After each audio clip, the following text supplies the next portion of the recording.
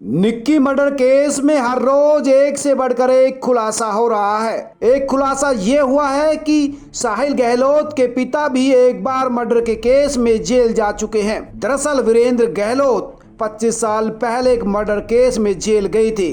उन पर 1997 में एक शख्स की हत्या का आरोप लगा था, जिसके बाद उन्हें गिरफ्तार किया गया था। दरअसल आपसी रंजिश में लाठी डंडों से पीटकर एक शख्स की हत्या कर दी गई थी, जिसमें आरोपी वीरेंद्र को बनाया गया था और वो जेल गए थे।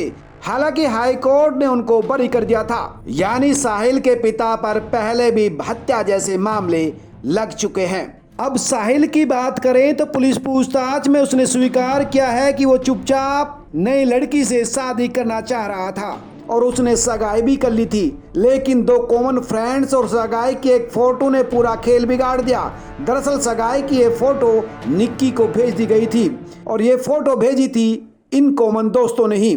जिसके बाद निक्की लगातार साहिल को फोन कर रही थी, लेकिन साहिल फोन नहीं उठा रहा था। और इसके बाद निक्की ने साहिल को मैसेज किया और उसमें लिखा कि वो फ़ोन क्यों नहीं उठा रहा है, वो खुद वेन्यू पर आकर उसकी सारी पोल खोल देगी।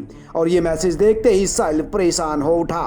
उसने तुरंत निक्की को फ़ोन किया और कहा कि वो उससे मिलने आ रहा है और उसको सब कुछ समझाएगा। लेकिन साहिल परेशान हो गया कि वो अब निक्की को कैसे समझाए। इसके बाद साहिल ने पूरा मामला अपने पिता को बताया। उसने बताया कि निक्की धमकी दे रही है और वो वेन्यू पर आकर पोल खोलने की बात कह रही है। इसके बाद वेन्यू पर ही साहिल के पिता वीरेंद्र और उसके कजिन आशीष और नवीन की मीटिंग हुई। ये वही लोग हैं जो अब तक गिरफ्तार हो चुके हैं। नवीन दिल्ली पुलिस में कांस्टेबल भी है।